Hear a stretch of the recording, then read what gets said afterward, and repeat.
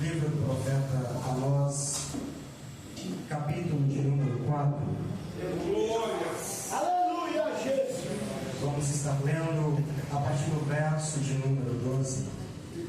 Os irmãos que puderem ficar de pé em reverência à palavra, quero louvar a Deus por essa oportunidade, por mais uma vez voltar a esta casa para pregar a poderosa palavra. Pastor Paulo, é uma alegria revê-lo, meu irmão. Deus o abençoe de maneira poderosa, juntamente com cada um dos irmãos. A Eduarda, que esteve me fazendo o convite. Deus continue abençoando o seu ministério, irmã, de maneira poderosa. A cada um dos levitas que aqui doaram louvores, Deus abençoe de maneira grandiosa. Queridos, profeta Amós, capítulo de número 4, Aleluia. versículo de número 12. Se já podemos ler, por favor, digam amém. Amém. Glória a Deus. Assim está escrito na palavra do Senhor. Por isso, ainda o castigarei, ó Israel. E porque eu farei isto com você, prepare-se para encontrar-se com o seu Deus, ó Israel. Feche seus olhos. Glória a Deus. Neste momento, vamos fazer mais uma oração. Grandioso Deus, maravilhoso Pai, eis aqui a tua palavra que foi lida. Pai amado, fala com a tua igreja neste momento. Abre o nosso entendimento para que possamos entender tudo quando o Senhor nos falar nesta noite. Meu Deus, eu também lhe peço, abra os céus sobre esta igreja e derrama aqui muitas bênçãos sem fim, ó Pai, e manifesta a tua glória entre nós. É o que nós lhe pedimos. Fala conosco. Amém e graças a Deus. Você pode se sentar glorificando.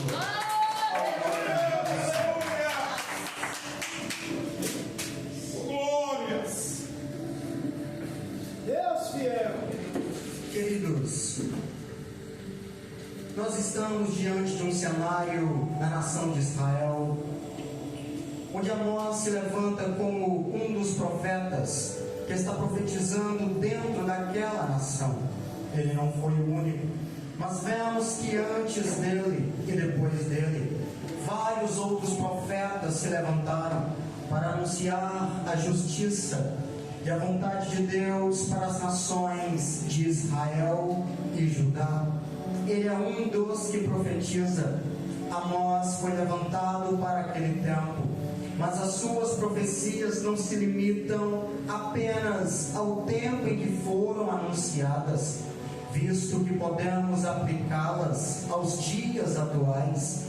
Suas profecias foram anunciadas em Israel, mas vemos o mesmo efeito nos dias de hoje. O profeta Amós foi levantado naquele tempo para pregar uma dura mensagem ao povo de Israel, porque quando nós lemos o verso 12 deste capítulo, percebemos que a mensagem que Amós entrega ao povo de Israel é: arrependam-se, porque haverá um encontro com o seu Deus. Se voltarmos alguns versos antes do versículo 12, podemos perceber que não é a primeira vez que Deus está avisando que vai vir para se encontrar com o povo. Se a profecia de Amós era: arrependam-se porque Deus vem aí, era porque o povo já não vivia mais em santidade. A nação de Israel não havia se desviado para pecar. O povo continuava congregando, continuava adorando, oferecendo sacrifícios a Deus e frequentando o lugar de oração, mas estavam caminhando para a morte, mediante a violação da lei de Deus, por causa da idolatria e por causa do seu desvio. E como Deus é um Deus justo, Ele toca na nação de Israel e envia sobre ela o seu juízo. E não se escandalize com o que eu vou falar agora, mas o diabo temia muito mais a Deus do que a própria nação de Israel, pois ele sabia que Deus é muito poderoso e tem poder para destruí-lo com apenas uma palavra. E nesse contexto, a nação de Israel perdeu completamente o seu temor a Deus. Estavam vivendo como se Deus não exigisse mais a santidade do seu povo. Estavam ocupados, sendo extremamente religiosos, ocupados em fazer os seus cultos de sacrifício a Deus, mesmo estando na prática do pecado. Deus, por sua vez, também estava ocupado em enviar o juízo. Deus também estava ocupado em enviar a fome, a dor e o sofrimento àquela nação. Deus também estava ocupado em enviar a seca, doenças, pragas, epidemias e guerras. Um pastor norte-americano, Warren Wiersbe, diz que se Deus julga o povo perdido por seus pecados, o que Ele fará com aqueles que dizem conhecê-lo? Os privilégios dados à nação de Israel traziam consigo responsabilidades, e onde há responsabilidade deve haver prestação de contas.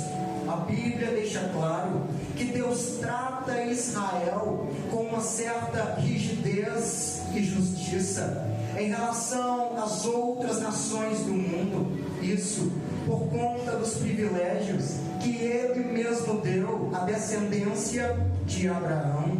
Israel, como representante legal de Deus na terra, agora estava corrompida pelo pecado. No capítulo 3, verso 2, o próprio Deus diz: de todas as famílias da terra, só vós eu tenho conhecido, portanto, eu, o Senhor, os punirei por causa das vossas iniquidades. Iniquidade não é pecado, iniquidade é a prática constante do pecado. É quando o povo já não se importa mais com a vergonha ou a consequência do ato. Diante desse texto, podemos perceber que todas as vezes que Deus vai enviar juízo sobre um povo, antes da ação do juízo, o Senhor também manifesta a sua insatisfação. O pecado gera morte, o arrependimento do pecado gera vida, mas a falta do arrependimento do pecado gera o juízo e a ira de Deus. Mas antes que Deus envie o seu juízo, Deus também manifesta a sua contrariedade. Deus manifesta a sua decepção. Deus envia profetas ao povo para dizer: arrependam-se, porque Deus vem aí. Mas pela cegueira espiritual do povo de Israel, eles não veem e não ouvem o que o próprio Deus está falando. Meu Deus, Aleluia!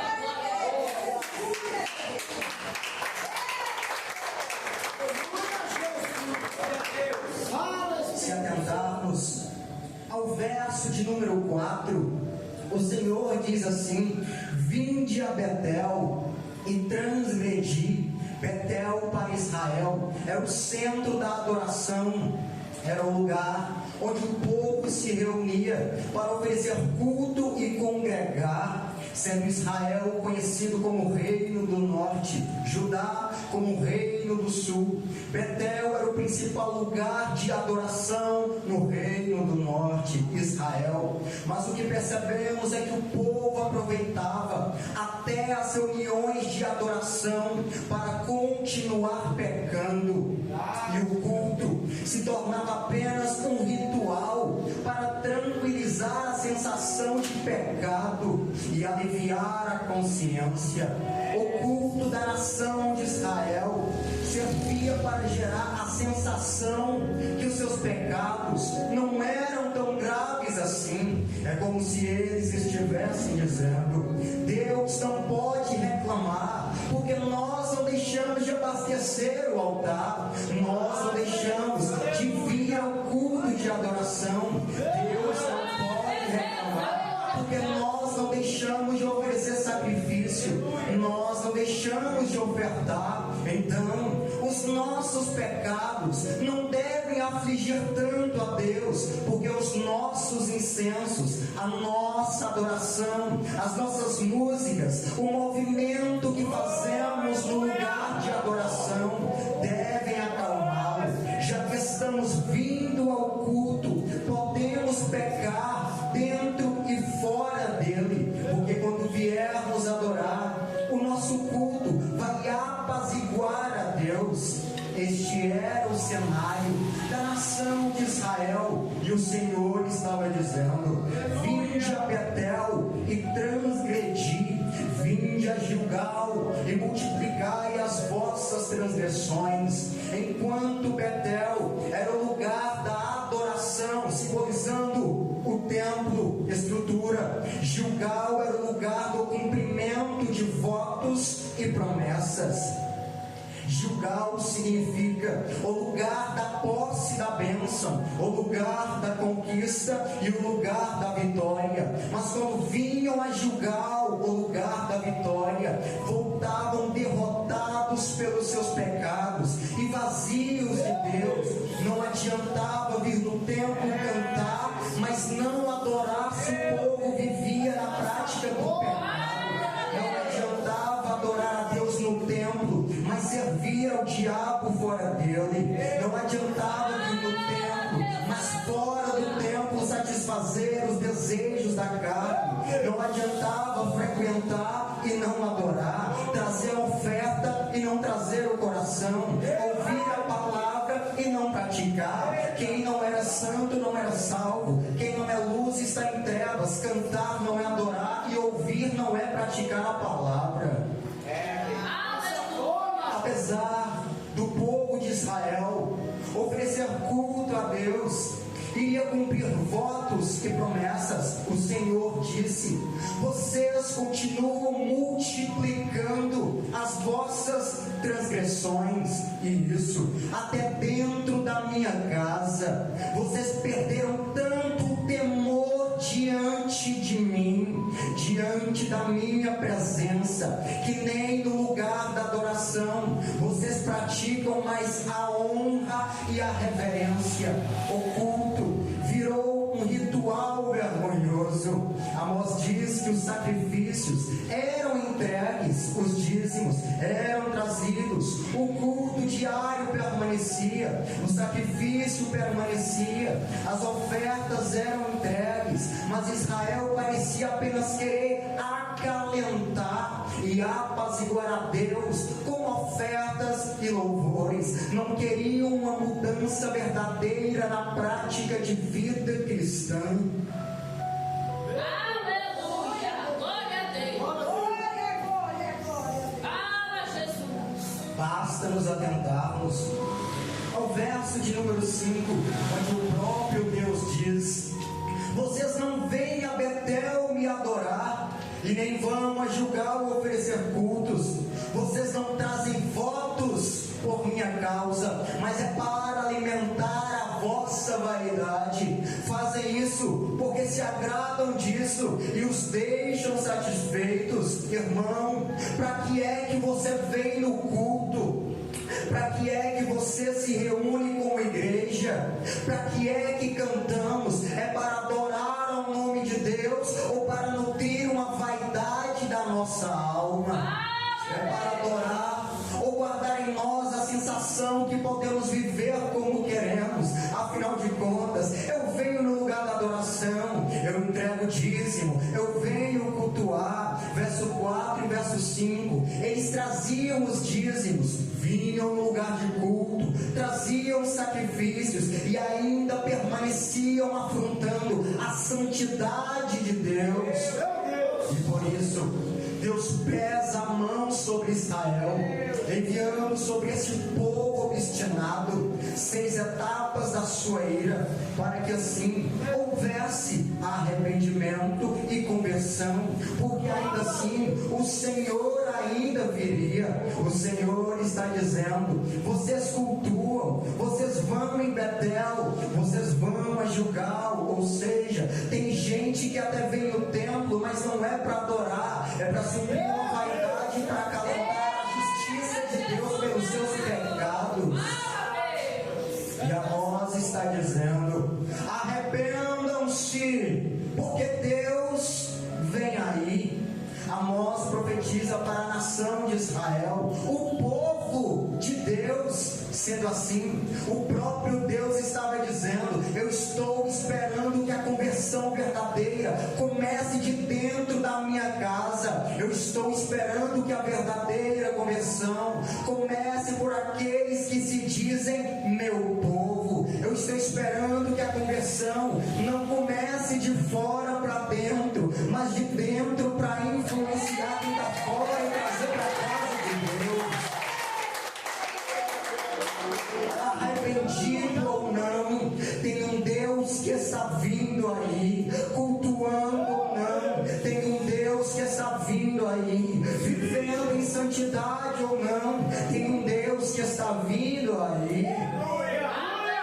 Durante as 6 etapas do juízo de Deus sobre Israel, nós vemos que Deus enviou a fome à nação, retirou a chuva, destruiu as colheitas com pragas na lavoura, foram assolados por terríveis doenças. Para Israel havia uma promessa de vitória nas batalhas, caso o povo permanecesse fiel à aliança da promessa. Mas pelo fato de ter se desviado, enfrentaram grandes mortes, derrotas e perdas.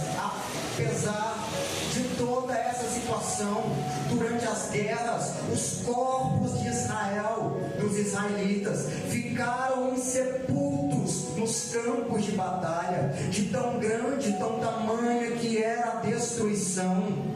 Deus também, durante estas 6 etapas, assolou o povo com terríveis doenças e, por fim, a morte súbita. Alguns dentre Israel foram mortos sem causa alguma. Fenômenos naturais estavam matando as pessoas. Deus envia sobre Israel a sua ira, para que o povo se arrependesse, porque ainda assim haveria um encontro com Deus. Mas ao final de cada juízo, ao final de cada praga, é dito que ainda assim o povo não se arrependeu. A fome se estabeleceu. Deus tocou na nação, Deus tocou na chuva, Deus tocou nas plantações. A árvore que dava fruto agora já não dá mais. A horta que crescia agora não cresce mais. A plantação que ia para frente agora não vai mais. Se não tem plantação, não tem comida. Se não tem plantação, não há negócios. Então a riqueza também vai embora da nação de Israel. A crise se instala, não há mais riquezas. A crise monetária, a fome, a sede, só que ainda assim piora, porque o povo não se arrepende. Deus não está tocando porque ele é mau. Deus está tocando porque vai se encontrar com o povo e não quer encontrá-los de qualquer jeito.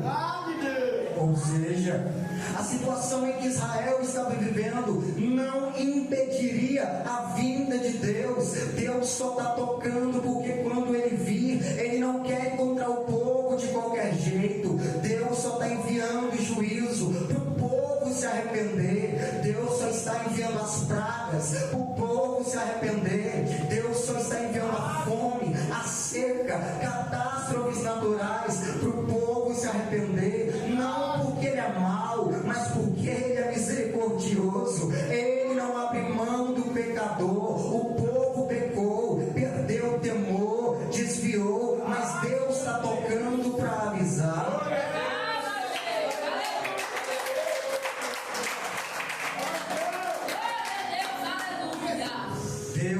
Arão, toca com a peste.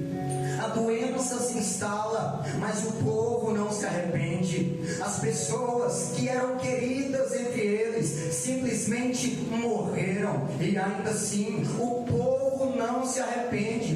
Vai piorar, até que Deus começa a recolher alguns dentre eles. Outros foram mortos subitamente, sem causa alguma. E tudo isso acontece antes do texto que nós lemos, até que nós chegamos no verso de número 12, ainda do capítulo 4. E o profeta diz: Israel, prepara-te. Só que o prepara-te não é vocês já estão prontos e agora é só se preparar porque Deus já está vindo. Não, o prepara-te aqui é arrependa-se, se conserta, anda na linha, a porta estreita, o caminho é difícil e vocês precisam estar preparados porque Deus está chegando. Perceba que antes de Deus pisar em um encontro com Israel, Deus começa a tocar Israel para avisá-los. Deus tira a água, tira a comida na mesa, tira a chuva, tira a saúde, tira a vida, e mesmo assim Israel não está se arrependendo. Repare que a mesma situação em que estamos vivendo hoje em dia, a terra está vivendo os mesmos sintomas que Israel estava vivendo no tempo de Amós. É por isso que eu disse que Amós é levantado para os seus dias, mas as suas profecias não se limitam apenas ao tempo em que são anunciadas, mas vemos o mesmo efeito hoje. Deus tem tocado na natureza, Deus tem tocado nas finanças e na economia, Deus tem tocado na saúde, Deus tem recolhido muitos dentre nós, e mesmo assim, muitos ainda continuam desapercebidos. Amós profetiza para o povo de Deus, porque Deus estava esperando que a conversão começasse pelo povo. Para Israel, é o Deus que vai vir para encontrar-se com eles na terra. E o encontro que Deus tem com Israel, não pense que é como um encontro descrito no livro de 2 Crônicas, capítulo 5, verso 14, onde Deus entra no templo e o templo se enchia de fumaça e os sacerdotes adoravam a Deus dizendo: a glória de Deus está sobre nós, a glória de Deus está na casa. Não pense que o encontro que Deus teria com Israel é como o encontro descrito no capítulo 3 do Êxodo com Moisés, onde o Senhor lhe aparece em uma chama que saía do meio da sarça, dizendo: Moisés, tira as tuas sandálias, porque o lugar que pisa é santo. Não é esse tipo de encontro. O encontro que Amós está falando é: Deus vai dar um ponto final, Deus vai dar um basta na iniquidade que vocês estão vivendo.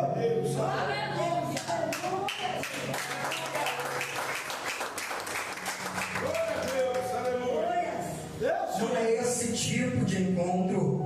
Deus vai arrancar Israel de dentro da sua terra e vai levá-los para outra terra. Só que enquanto para Israel existia uma mensagem de escravidão, uma mensagem de exílio, uma mensagem de punição de pecados e conserto com Deus, com a igreja que me escuta nesta noite, embora os sintomas sejam os mesmos, a mensagem se torna uma mensagem de esperança. Pregador, como que o juízo em Israel pode ser uma mensagem de esperança para nós? Me fala, quem é que nunca desejou ouvir o toque da trombeta de Deus e então sairmos dessa terra para encontrarmos com Ele nas regiões celestiais? Porque eu digo a vocês, os sintomas já são os mesmos. Já tem fome na terra, já tem crise financeira, a doença está instalada, estamos vivendo um tempo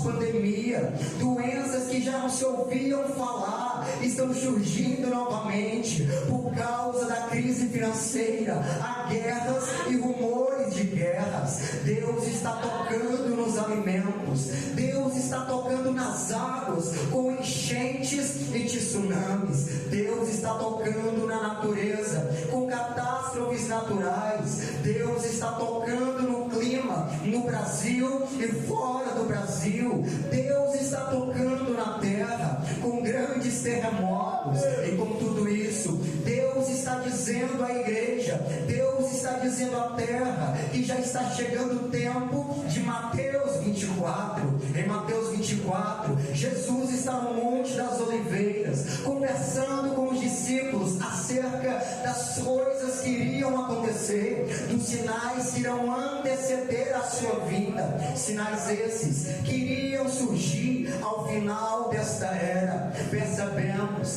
que Deus envia sinais à terra. Jesus está dizendo: haverá terremotos e maremotos, haverá pestes, doenças, haverá guerras e rumores de guerras, esfriamento do amor, perseguição contra os cristãos, catástrofes naturais. Só que fiquem tranquilos, porque ainda não é o fim. O que Jesus estava dizendo é: terremoto não é toque da última trombeta, maremoto não é toque da última trombeta, doença não é toque da última trombeta, guerras e rumores de guerras ainda não é toque da última trombeta, pandemia não é toque da última trombeta, catástrofes naturais não é toque da última trombeta. Pregador, se não é toque da última trombeta, o que é que tem que acontecer? Basta nós avançarmos um capítulo à frente na parábola das 10 virgens loucas e das 5 virgens prudentes, 10 virgens que estão aguardando a vinda do noivo. Aleluia!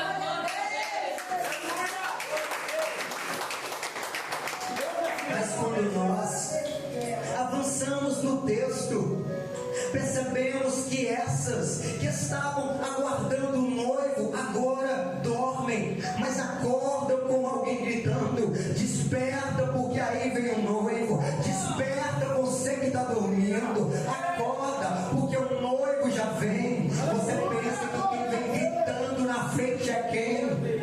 Pensa que é o pregador que está aqui falando. Desperta enquanto há tempo. Pensa que é o pastor da igreja ou o seu líder. Não, todos nós somos noivo aguardando o noivo, igreja esperando Cristo. Quem vem na frente gritando são sinais que Jesus dá no capítulo anterior, Mateus 24, e é o que está em Amós capítulo 4. Quem vem na frente gritando: desperta, igreja, porque aí vem o noivo. É o terremoto, é o tsunami, são as enchentes, são as queimadas, são as catástrofes naturais, é a doença, é o tornado, é a destruição. O que vem na frente gritando: desperta, porque Deus está te dando mais uma chance. É a guerra, é a ameaça de guerra, é a fome, é o clima, é o calor. O que vem na frente gritando: desperta, porque você ainda tem chance de subir no arrebatamento. E quem dera se esse microfone caísse no chão agora e todos nós fôssemos encontrar com ele nas nuvens.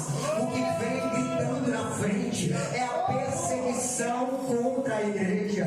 Perseguições essas que não começaram neste século, mas vêm se estendendo desde a época dos discípulos, enquanto nos países como Coreia do Norte, algumas regiões da África e algumas regiões do Oriente Médio, cristãos estão sendo degolados, perseguidos, mortos por não negar o nome de Jesus. Mas no Brasil Deus está dizendo: você ainda tem chance de vir no templo, você ainda tem chance de adorar, você ainda tem chance de dar glória, você ainda tem chance de se encher do poder de Deus.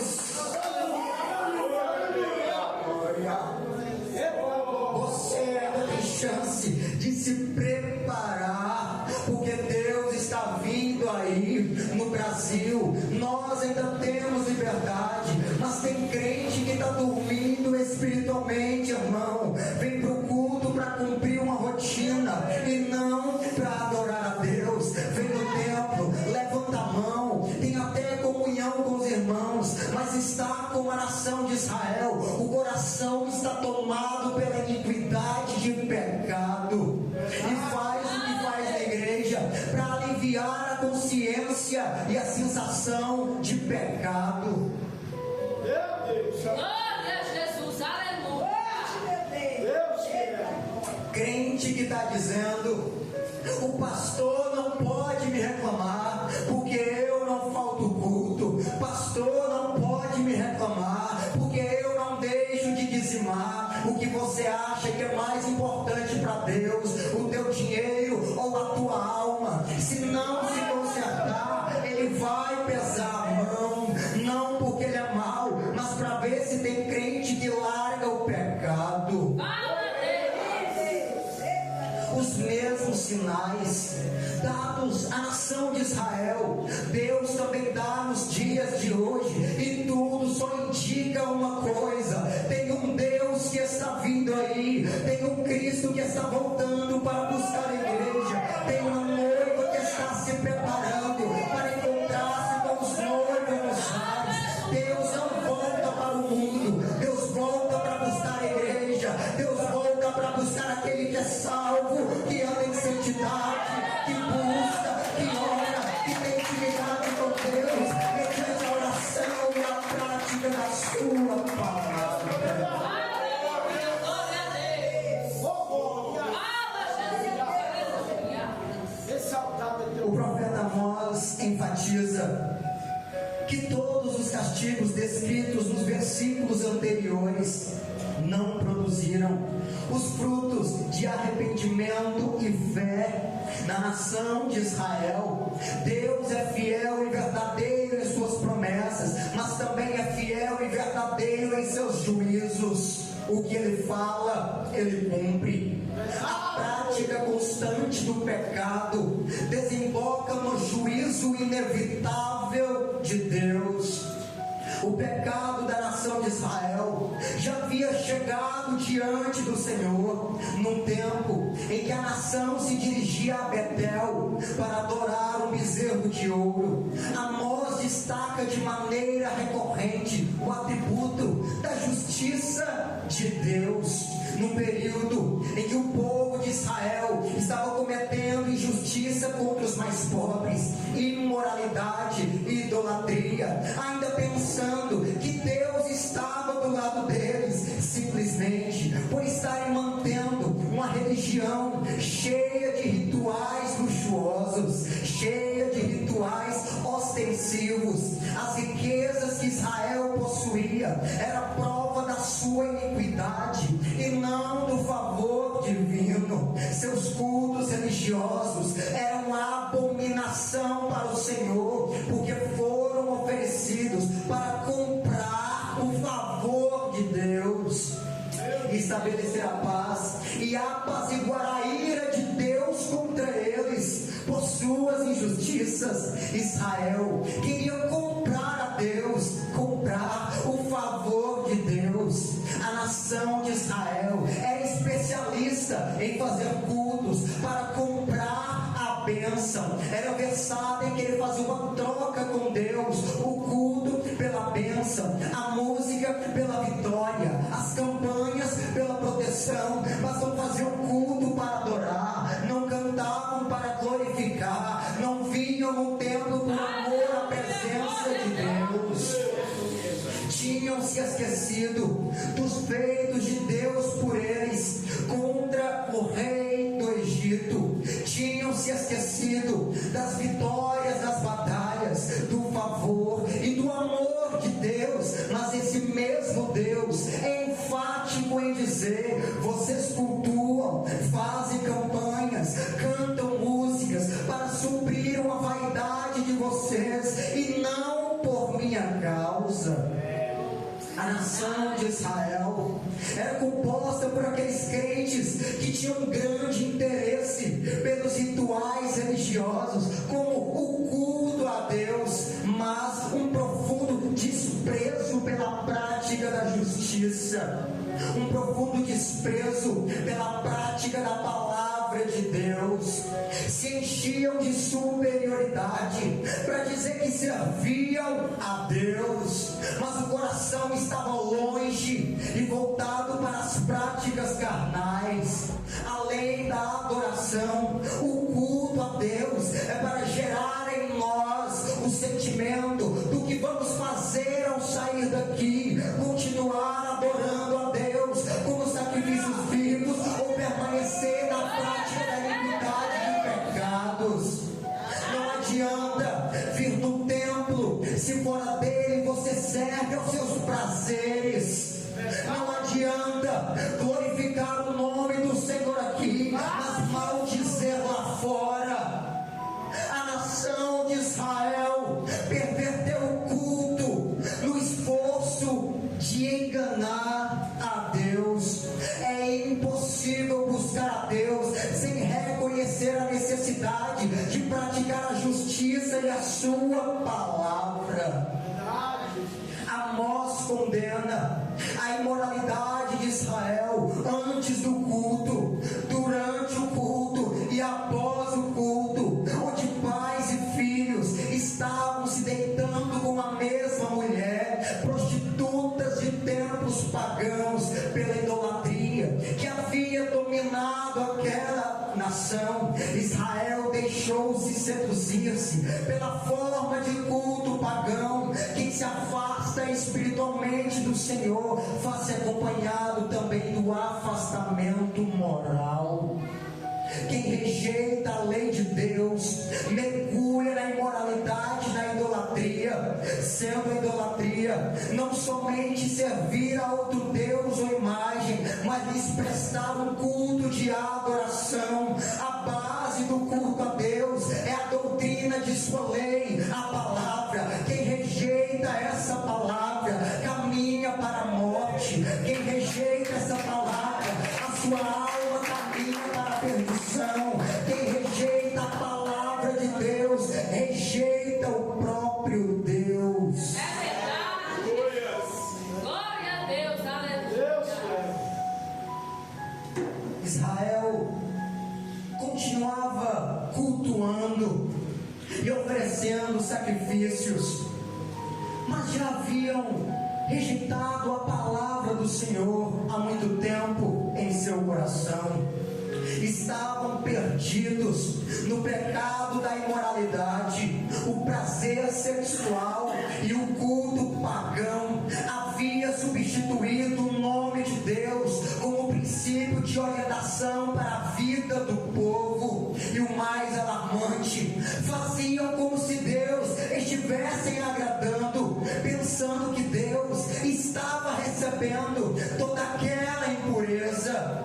E pelo seu desvio, Deus agora está tocando com justiça a nação de Israel. Deus pesa a sua mão a fim do povo voltar-se para Ele, mas o coração e os olhos de Israel estavam tampados pelo pecado. O coração estava seco por abandonar a verdadeira fonte do amor a Deus e se deleitar em seus próprios prazeres.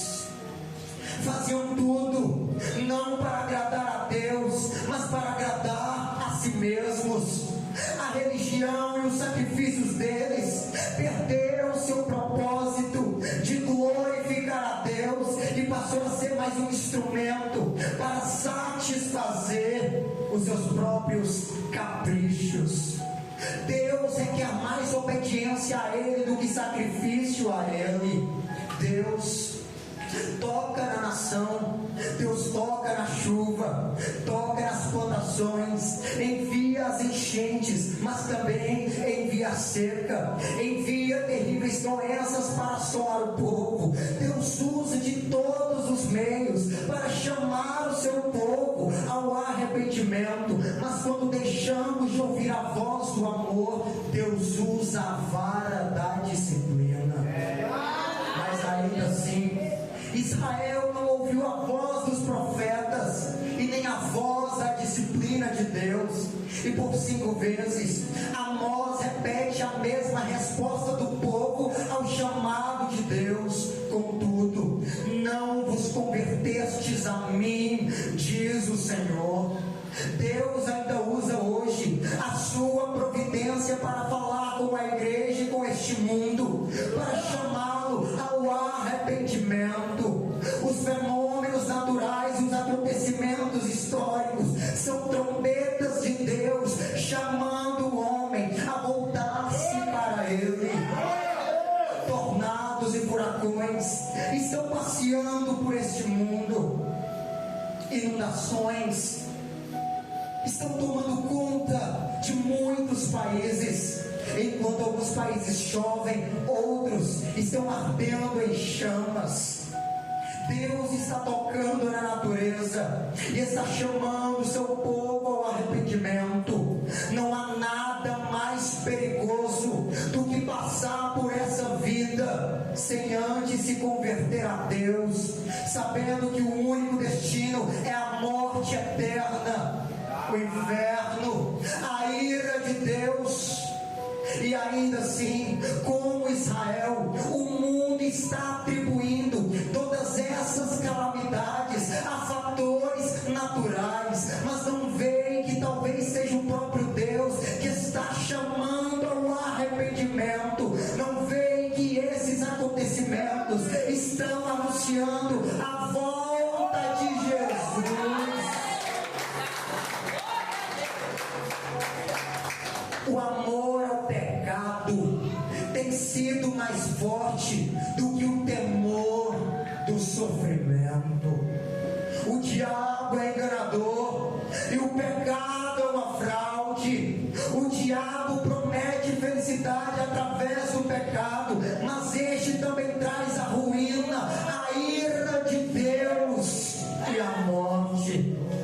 O povo preferia fugir de Deus em direção ao pecado do que do pecado para Deus. Fique de pé. Aleluia. Aleluia. Glória a Deus.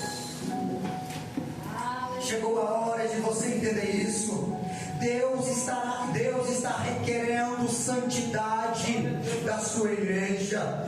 Deus está esperando que a verdadeira conversão não comece de fora para dentro, mas do meio do seu povo, para influenciar quem está na prática do pecado. Os eventos e catástrofes que estão acontecendo por este mundo estão anunciando a volta de Jesus. Estão anunciando que o tempo da igreja na terra está se findando e Jesus Cristo está voltando para buscar a sua igreja. Feche seus olhos.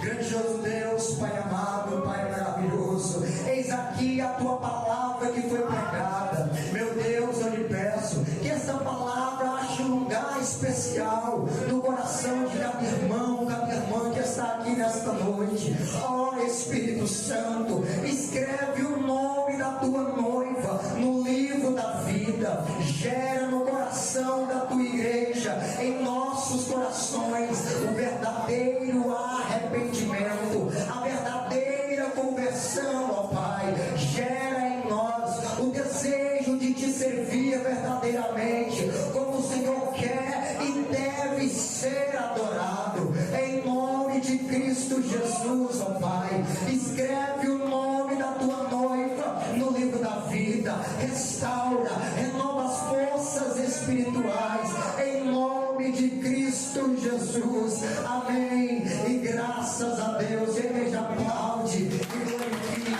o nome do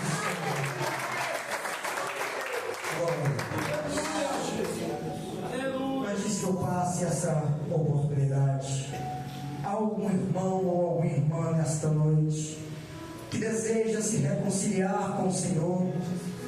Você afastou-se dos caminhos do Evangelho, mas quer voltar-se para os braços do Senhor hoje?